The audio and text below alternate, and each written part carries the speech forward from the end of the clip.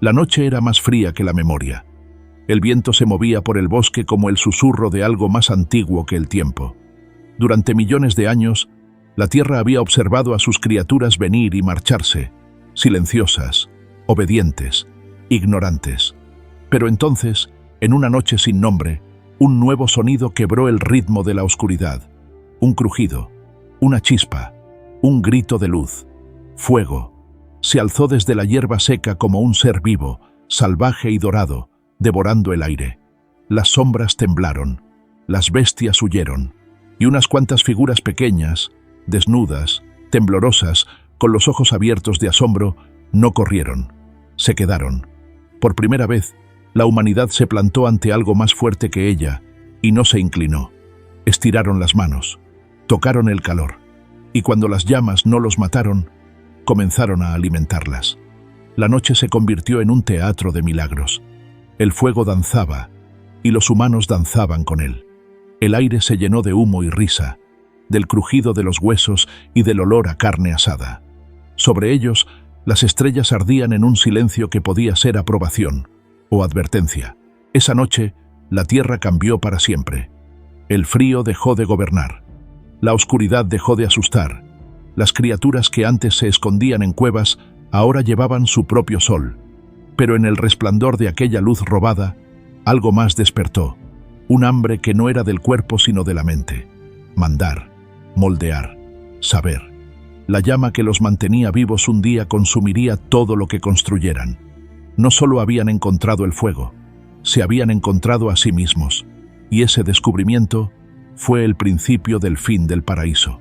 La mañana se deslizó por el valle, una lenta marea de luz extendiéndose sobre las cenizas de la noche anterior. El fuego no había muerto. Respiraba en silencio, paciente y vivo, alimentándose de la madera y del viento. A su alrededor, la tribu se movía con un tipo nuevo de propósito, cauteloso, reverente, casi adicto. Habían probado el poder, y eso los había cambiado. Antes de la llama, el mundo dictaba cada ritmo de su existencia. La lluvia decidía cuándo se movían. El hambre decidía cuándo mataban. La noche decidía cuándo se escondían. Pero ahora, por primera vez, la humanidad podía decidir de vuelta.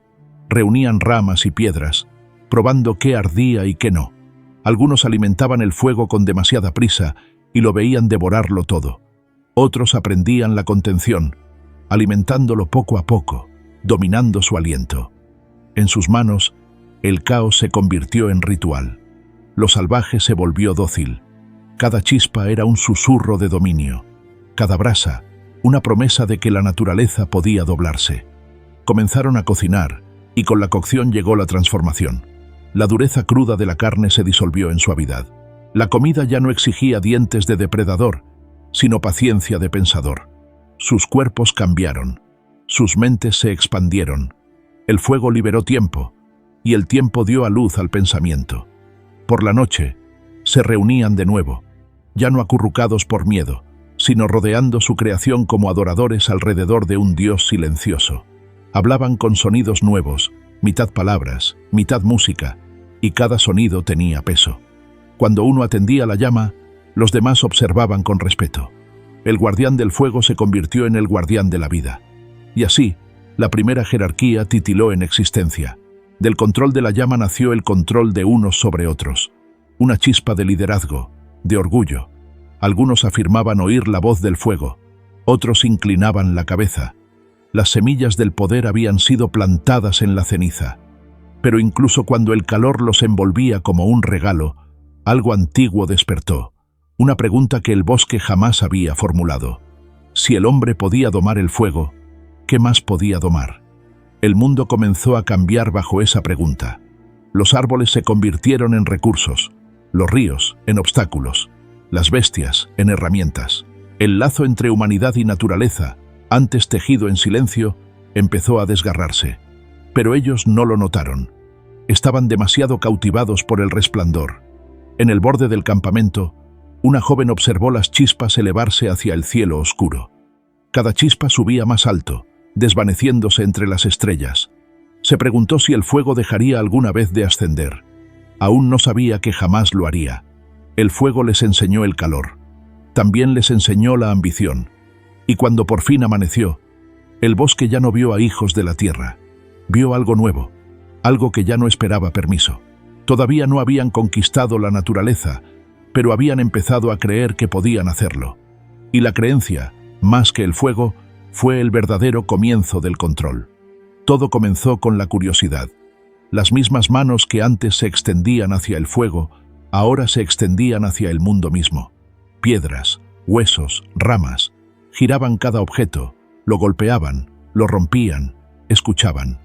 El bosque estaba lleno de secretos esperando ser moldeados. Un hombre recogió un fragmento afilado de sílex y se cortó la palma. La sangre brotó, roja como las brasas que lo habían transformado. Pero cuando presionó ese mismo borde contra la carne, ésta se abrió limpia. El dolor se convirtió en descubrimiento. Desde ese instante, la piedra dejó de ser piedra. Se convirtió en intención. Empezaron a golpear sílex contra sílex, persiguiendo ese filo perfecto, ese sonido perfecto.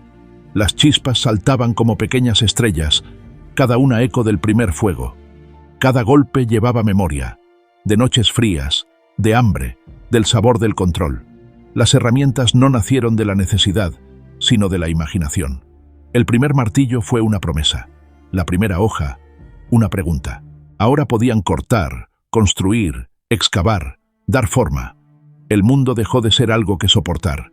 Se convirtió en algo que diseñar. Con las herramientas, el cuerpo cambió de nuevo. Los dientes se acortaron. Las manos se hicieron más precisas. La mente se afiló al ritmo de la piedra. Un ritmo que nunca terminaría. Golpear, astillar, probar, repetir. El eco de esos primeros golpes aún resuena en cada fábrica, en cada teclado, en cada máquina. Pero en ese ritmo se escondía un hambre nueva. Las herramientas daban distancia, entre depredador y presa, entre pensamiento y acción, entre vida y muerte. El mismo palo que mataba a una bestia podía matar a un hombre. La primera vez que una herramienta se usó para la violencia, el mundo contuvo la respiración. El poder había aprendido a tomar forma. De día, tallaban huesos en anzuelos y agujas, piedras en cuchillos. De noche, miraban las sombras creadas por sus propias manos, sombras que parecían más afiladas que antes. Y cuando construían, también empezaban a compararse. ¿Quién hacía la hoja más fuerte? ¿Quién cazaba más? ¿Quién tenía las manos elegidas por el fuego? El orgullo dejó de ser un sentimiento para convertirse en un artefacto. Las herramientas transformaron la supervivencia en progreso, y el progreso en vanidad. La tribu que antes cantaba con la lluvia, ahora medía su valor por lo que podía moldear. Una tarde, un anciano observó a los jóvenes afilar sus hojas y no dijo nada. Había visto el fuego en sus ojos, el mismo fuego que antes danzaba en la noche, pero que ahora ardía detrás de sus miradas. Sabía que algo irreversible había comenzado. La primera herramienta nació para servir a la vida. La siguiente nacería para dominarla. A partir de aquí, la caza nunca volvería a ser la misma. La mañana estaba cargada de niebla y silencio. Cada aliento pesaba. Cada sonido significaba algo. Una manada de grandes bestias pastaba bajo la cresta, inconsciente de que las reglas de la caza habían cambiado. Antes, los humanos perseguían en soledad, desesperados y torpes. Ahora se movían como una sola mente. Cada mano llevaba una lanza afilada, cada paso caía en ritmo. Los primeros cazadores no eran los más fuertes ni los más rápidos, sino los más pacientes. El fuego les había enseñado a esperar. Las herramientas les habían enseñado a planear. Desde la hierba alta, los ojos brillaban, no con miedo, sino con cálculo. En el momento en que el líder levantó la mano, el mundo entero pareció contener el aliento. Un grito desgarró el aire. Las lanzas volaron. El caos estalló. La manada se dispersó, pero el círculo se cerró como un lazo que se tensa. Los humanos gritaban, no por pánico, sino por propósito. El polvo se elevó, la sangre destelló, la tierra tembló bajo la colisión de instinto y diseño. Cuando la última bestia cayó, no hubo vítores. Solo el sonido de respiraciones pesadas y el siseo de la sangre enfriándose sobre la piedra. Por primera vez, la muerte se sintió como un triunfo. Desollaron al animal con cuchillas de sílex, dividieron la carne, alimentaron el fuego. El humo se elevó, llevando consigo el olor de la victoria. Pero en ese mismo humo flotaba otro aroma, algo antiguo, algo nuevo, poder. Matar había sido supervivencia, ahora era identidad. Empezaron a pintar la caza en las paredes de las cuevas, trazando la silueta de las bestias con tierra roja y carbón. Cada línea era memoria hecha eterna, cada figura una confesión. Hicimos esto. La cueva se convirtió en su testigo, la piedra en su conciencia. Pero el arte no los absolvió, los celebró. Cada trazo era a la vez oración y proclamación, que ya no formaban parte del mundo, sino que estaban por encima de él. Comenzaron a creer que la tierra existía solo para ellos. Cuando llegó la tormenta, ya no agacharon la cabeza. Se rieron bajo el trueno, sabiendo que podían crear su propia luz. Cuando los lobos aullaban en la oscuridad, respondían con fuego y canto. Se habían convertido en los nuevos depredadores. Y sin embargo, al mirar las llamas agonizantes, una extraña inquietud se instaló. Sus manos todavía temblaban, no por miedo, sino por otra cosa, la emoción de acabar con una vida. Algunos miraron sus lanzas y se preguntaron si las bestias que mataban los miraban con la misma confusión, el mismo terror. Por un instante, unos pocos sintieron pena, pero la pena era blanda, y el mundo ahora pertenecía a lo afilado. Al dominar la caza, habían dominado la violencia, y una vez dominada, la violencia nunca se marcha. La misma coordinación que derribó a la bestia un día derribaría reinos. La misma unidad que rodeaba a la presa un día rodearía ciudades. El bosque aún no lo sabía, pero los cazadores habían cambiado la ley de la vida. La cadena alimentaria había sido reescrita. Aquel día, al mirar los ojos abiertos del animal caído, vieron su propio reflejo y no apartaron la mirada. Fue el primer momento en la historia en que la humanidad reconoció su poder y decidió conservarlo. La noche cayó suavemente después de la caza, envolviendo el valle en humo y silencio. El fuego volvió a parpadear, firme y orgulloso, su luz deslizándose sobre manos manchadas de sangre y piedra pintada. La tribu se sentó cerca, con los ojos abiertos y brillantes, observando las chispas elevarse hacia las estrellas como almas perdidas que regresaban a casa. Algo estaba cambiando, no en sus cuerpos, sino detrás de sus ojos. Durante generaciones, el mundo les había hablado en hambre, miedo y clima. Pero ahora, una segunda voz empezó a susurrar dentro de sus mentes. No hablaba de peligro, sino de significado. ¿De por qué? ¿De qué pasaría si? Una mujer miró fijamente las llamas y vio formas, rostros, bestias que saltaban y desaparecían. Señaló, murmuró sonidos que hicieron que los demás se volvieran. Al principio rieron, luego escucharon. El fuego se convirtió en una pantalla y la imaginación en la primera narradora. Pronto, sus palabras tomaron forma. Sonidos que llevaban pensamientos, gestos que se volvían memoria. Alrededor del fuego comenzaron a contar lo que habían visto y lo que creían haber visto. Un mamut más grande que la verdad, un río que podía hablar, un espíritu que guiaba la caza. De la memoria nació el mito. La tribu dejó de vivir solo en el momento. Vivía en historias, de antepasados, de dioses, de mañana. Cada relato atravesaba el humo y el aliento, tejiendo hilos invisibles que los mantenían unidos. Y sin embargo, con cada historia contada, la distancia con la naturaleza se hizo más grande.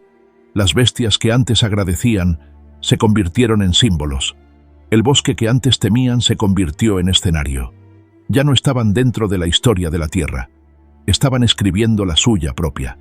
Al principio, la imaginación fue su refugio. Explicaba lo que era el trueno, lo que significaban los sueños, por qué venía la muerte. Les ofrecía consuelo en un mundo demasiado vasto para comprender. Pero el consuelo puede convertirse en certeza, y la certeza puede convertirse en ambición. Si podemos contar la historia del fuego, pudo haber pensado uno, quizá algún día podamos mandar sobre el cielo. La mente, antes silenciosa, había empezado a cuestionar a su creadora. Los mismos ojos que contemplaban las estrellas con asombro, ahora las buscaban con propósito. Empezaron a nombrarlas, a medirlas, a reclamarlas en palabras. Cada nombre era un acto de posesión. Cada palabra, una declaración de que el mundo podía encerrarse en pensamiento. Y al contar sus historias, descubrieron otro poder, la persuasión. Quien hablaba bien podía liderar. Quien movía corazones con su voz podía guiar decisiones. Alrededor del mismo fuego donde nacieron dioses, nació el poder. Empezaron a creer en lo que aún no era real, en dioses del fuego, en espíritus del viento, en destinos invisibles. Y de esa creencia nació el valor, para enfrentar tormentas, para cazar más lejos, para soñar más alto. Pero bajo esos sueños, el paraíso se desvaneció, porque en el instante en que la humanidad imaginó lo que podría ser, dejó de aceptar lo que era. La mente había despertado, brillante, inquieta, peligrosa. El mismo don que los hizo humanos un día los haría olvidar su humanidad. Por ahora, reían y cantaban bajo las estrellas antiguas, sus voces elevándose como oraciones hacia la oscuridad. El fuego crepitaba, repitiendo el ritmo de sus pensamientos. Vivo, interminable, hambriento. Habían empezado a imaginar, y nada en el mundo volvería a ser igual. El amanecer regresó, pero no era el mismo amanecer. El bosque brillaba bajo la neblina, y sin embargo, el silencio que antes transmitía paz, ahora cargaba una inquietud muda. La humanidad había aprendido a dominar el mundo, y al hacerlo, había salido de él. Ya no despertaban con el ritmo de la tierra, despertaban con el ritmo de su fuego. La llama se había convertido en su sol, un amanecer privado que podían invocar a voluntad. Construyeron campamentos más juntos, despejaron árboles para hacer espacio, mantuvieron a las bestias a distancia. Lo salvaje retrocedió, el círculo humano creció. Al principio se sintió como un triunfo. Ya no vagaban, ya no pasaban hambre. Las noches eran más cálidas, las comidas más ricas. Pero la comodidad trajo algo nuevo, la inquietud. Cuando el vientre estaba lleno, la mente quedaba vacía. Y en ese vacío, los pensamientos empezaron a multiplicarse. ¿Quién posee el fuego? ¿Quién decide quién come primero? ¿De quién es la historia verdadera? Alrededor de las mismas llamas que una vez los unieron, comenzaron a formarse grietas. La misma luz que los acercó ahora revelaba sus diferencias. Uno afirmó haber hablado con el fuego. Otro rió, luego le desafió. Las palabras, más afiladas que las lanzas, golpearon primero. Nació la primera discusión. No corrió sangre aún, pero se había cruzado un límite entre compartir y reclamar, entre pertenecer y poseer. Cuando la discusión terminó, se dieron la espalda. Por primera vez, la tribu se sentó en silencio. El fuego ardía como siempre, indiferente, pero su calor ya no alcanzaba todos los corazones. La caída del paraíso no llegó con truenos, llegó con pensamiento. Comenzaron a guardar cosas, piedras, carne, herramientas, junto a su costado, no por codicia, sino por miedo. Miedo de que alguien pudiera quitarles lo que habían aprendido a valorar. La posesión fue un nuevo tipo de fuego, invisible pero igualmente ardiente. Los niños jugaban cerca de las cenizas de los antiguos hogares, dibujando formas en la tierra, círculos que se cerraban alrededor de ellos. No sabían que estaban trazando las fronteras del futuro. Cuando llegó la lluvia, ya no lo limpiaba todo. El fuego silbó, luchó, pero sobrevivió, oculto bajo piedras, mantenido vivo durante la tormenta. Y así también sobrevivió el hambre de control. Por la noche, cuando los demás dormían, un hombre permanecía despierto, viendo las brasas desvanecerse en rojo. Sintió el impulso de protegerlas, no por calor, sino por poder. El fuego pertenecía a todos, se decía a sí mismo. Pero cuando amaneció, sus manos ya lo reclamaban. Aún no lo sabía, pero se había convertido en el primer gobernante. El paraíso no desapareció. Fue abandonado, una decisión, un invento, un miedo a la vez. El bosque seguía cantando, los ríos seguían brillando, pero la humanidad había dejado de escuchar.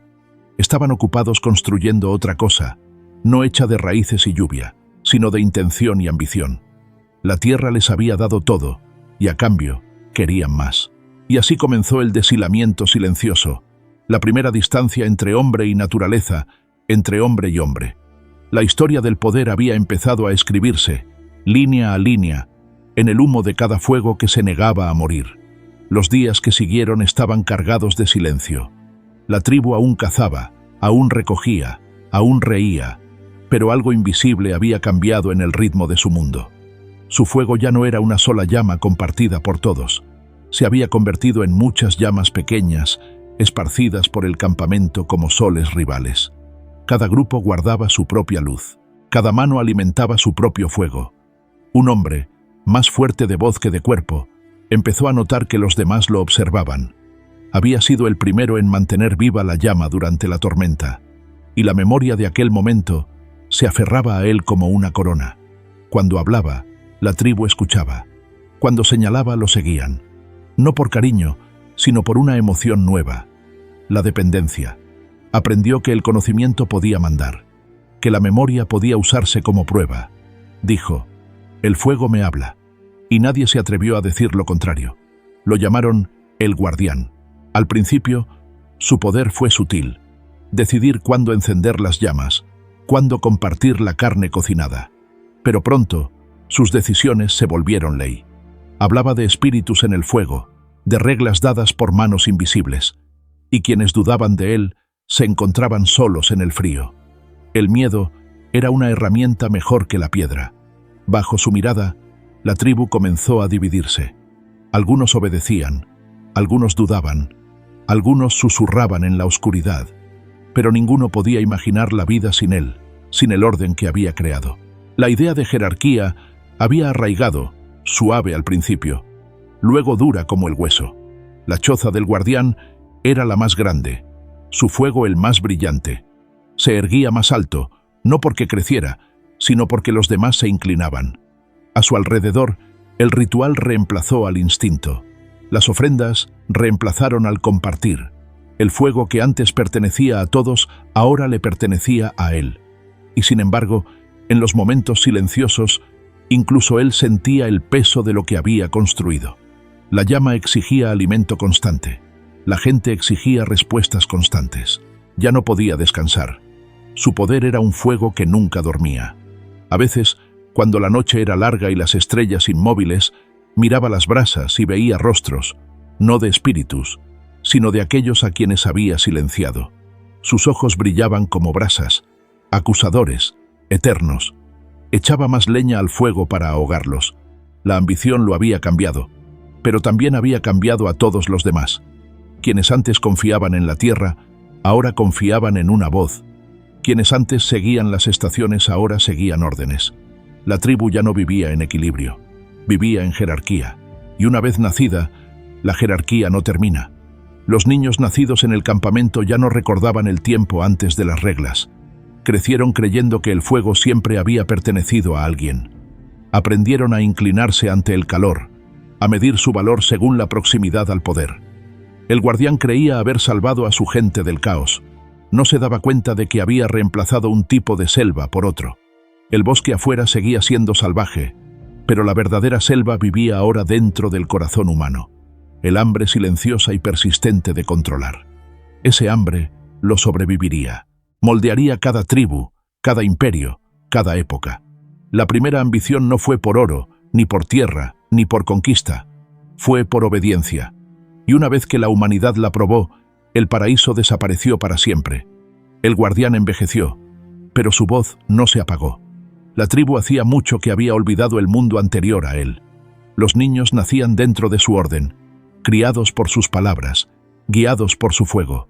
Ya no preguntaban por qué, solo preguntaban cómo obedecer. Cuando murió, no lo enterraron como a un hombre, lo enterraron como a un misterio. Sus huesos fueron envueltos en humo, su nombre susurrado dentro de la llama. Y cuando el fuego se alzó, alguien dijo lo que todos temían en secreto: volverá. No era una mentira, era un deseo. Lo necesitaban, o a alguien como él, para mantener viva la llama. Así que lo reconstruyeron, no en carne, sino en historia. Así nació el primer dios. Ya no era el guardián, sino el espíritu del fuego, el que otorgaba calor, luz y ley. Su rostro fue dibujado en ceniza, su nombre tallado en piedra. Cuando un rayo caía sobre un árbol y lo incendiaba, decían que era su ira. Cuando el amanecer llegaba, decían que era su misericordia. La creencia dio forma al miedo. El miedo dio forma al orden. Alrededor de las llamas, los cantos reemplazaron la conversación. Cada voz se alzaba no para preguntar, sino para afirmar. Cada ritual repetía la misma promesa: obediencia a cambio de seguridad. El mundo se había vuelto más grande, más aterrador, y solo la fe podía mantenerlo unido. Los dioses que crearon eran espejos, reflejos de su anhelo de control, de su terror al caos. Pero no lo sabían. Solo conocían el consuelo de adorar, la paz de someterse. De las historias nacieron templos.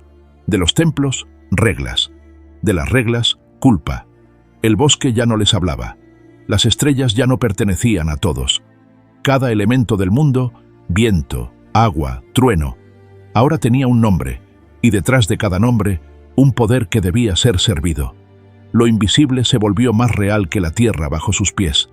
Una noche, una mujer se apartó del círculo y observó a los demás cantar ante el fuego.